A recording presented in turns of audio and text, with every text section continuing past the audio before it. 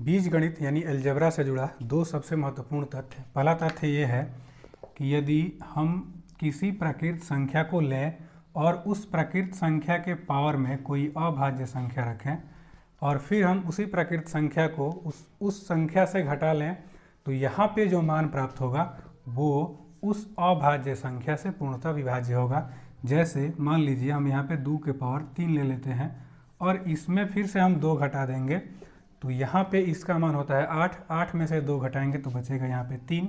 यदि हम 3 में यहाँ बचेगा 6 और 6 में यदि हम 3 से भाग दें तो ये पूरी तरह से कट जाएगा।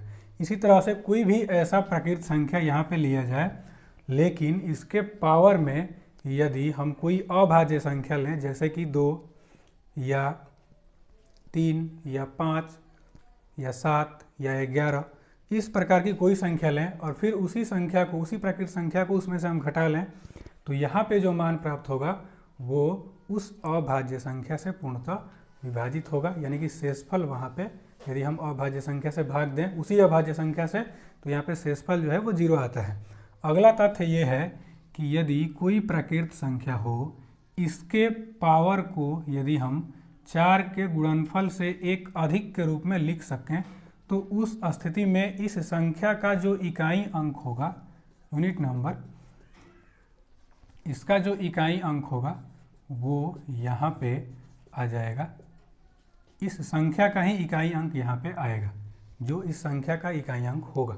तो यहाँ पे जैसे अब उदाहरण के तौर पे यदि हम यहाँ पे 3 ले लेते हैं, मान लीजिए यहाँ पे हम 233 लेते हैं और इसके पावर में यदि हम 5 लिखें तो ये 5 जो है वो 4 के गुणनफल से एक अधिक है या 4 के गुणनफल में है उससे एक ज़्यादा है।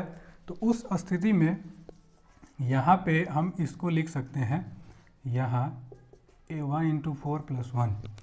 तो यहाँ पे ये एक ज़्यादा है तो इसका जो इकाई अंक होगा, इसका जो पूरा का इकाई अंक जो होगा वो होगा यहाँ पे 3। ऐसे ही यदि यहाँ पे हम कोई संख्या ले लें और इसके पावर में यदि हम 4 के गुणनफल से एक अधिक का मान कोई रखें तो यहाँ पे इसका इकाई अंक जो है वो इसी संख्या का इकाई अंक हो जाता है।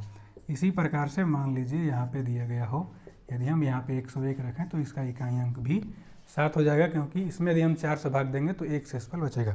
इस प्रकार के कोई भी मान पावर में यदि दिया गया हो जो 4 के गुणनफल से एक अधिक हो तो उस स्थिति में इसका जो मान आता है वो इसका इकाई अंक ही हो जाता है।